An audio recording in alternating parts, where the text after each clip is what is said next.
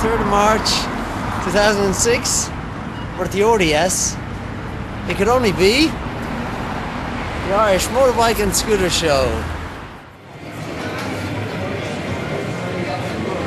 Yes, I would ride a bike myself, and I used to race late 70s and early 80s in Mondello and a few places like that.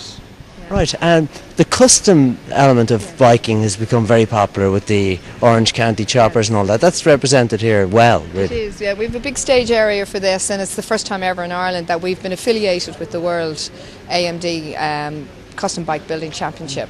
And I went over to Vegas to meet these guys last November, which was not a hardship, and we're now an affiliate of it. And so from every year now we'll have this competition, and the winner of this, an Irish bike built by an Irish builder, goes to the European in Germany at the end of this month, expenses paid, as the prize.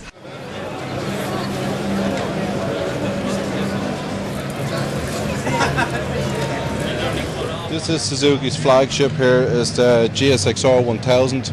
It was released last year. It's been the top selling sports bike in both the UK and in Ireland.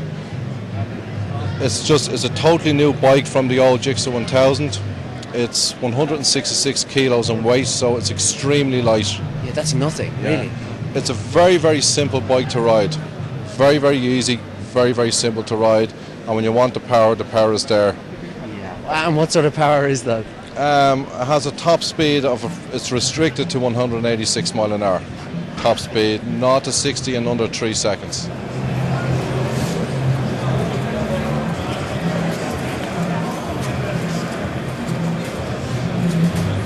Tell us about how you got involved. I started on the farm when I was younger. I started at the age of 10 because my dad and all my mates that lived near to me all had bikes, so I started with them. And we used to go out at weekends and just race around the fields for a bit of fun. And what's your part of the country? Where are you from? I'm from Galloway in southwest Scotland, but I live down in Chester now. Tell us about your machine. You chose a 4-stroke. You compete on a 4-stroke, do you? Yeah, I compete on a 450 4-stroke TM machine that we've got here. Do all the world championships on this bike, and I ride for an Italian. Well, the factory's based in Pesaro in North Italy, so I ride for them, and then we've chosen to use this bike in the UK now as well, because we're really getting to grips with it now. It's a bit of a weapon. Right, so you go through woodlands and long courses? Yeah, well these bikes, you can go anywhere on them, absolutely anywhere. But your speciality, how long is the course if you're competing? Well, it's enduro that we do, so it's 6 to 8 hours on the bike, and it can be up to 100 kilometre lap. So it's enduro for a good reason. That's incredible. It's a real continental sort of thing. The French and all that are the ones for this long distance. The French and the Italians are into it big style, and it's getting stronger and stronger all the time over here.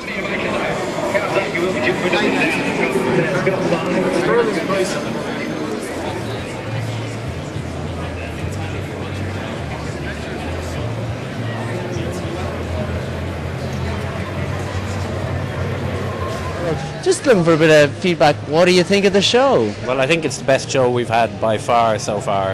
I think it's excellent. I think the Yamaha stand is absolutely fantastic. BMW always put in a big effort. Right, yeah. And most of the other marks, they've actually come over. What happened here in the past was generally that just dealers put up their own stalls. And now it's the manufacturers. Well, as I see it now, it's moved on. It's become almost an international standard show.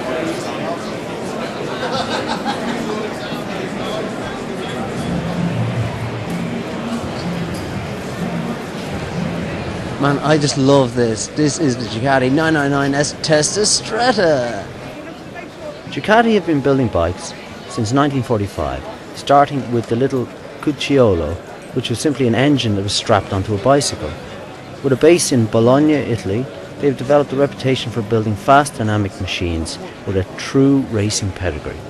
Testa Stretta means narrow head, in reference to the valve angle on this bike.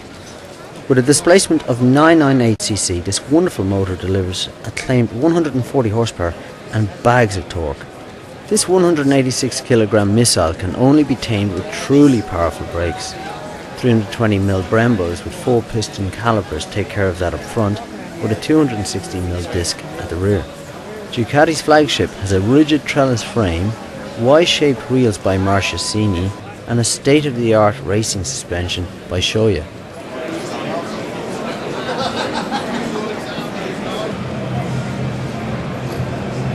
What do you think of the show so far? Yeah, it's good enough. Good. A lot of stalls. Yeah. If you were going for a bike, what would you go for? Ducati. Ducati, yeah. 999. 999, yeah, that's a powerful bike. There's one just behind us there, actually. Beautiful. Yeah, it's lovely, isn't it? Yeah, so you're setting your standards high. Yeah. Have you seen the Wall of Death? No, I haven't seen it yet. It's a great tradition. Where did the Wall of Death start? The Wall of Death started in America in the 1920s, and it came to England in 1928. And my family's been connected with the Wall of Death since 1929. Looking at one of the machines, what, technically speaking, you ride a single, a twin? Well, we're riding twins at the moment. I've ridden singles on the Wall of Death. I've ridden single BMWs on the Wall of Death when I was in Germany.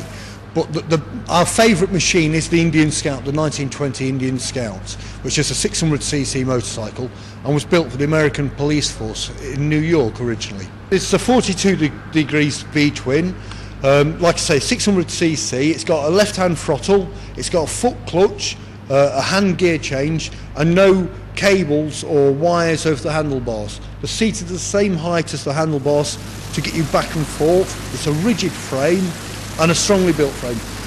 When you ride on these modern machines and you fall and drop one of them, it's bent. When you drop it 20 feet, it's bent. And, well, one of these, you bend them, a sledgehammer, a crowbar, and it's straightened out again.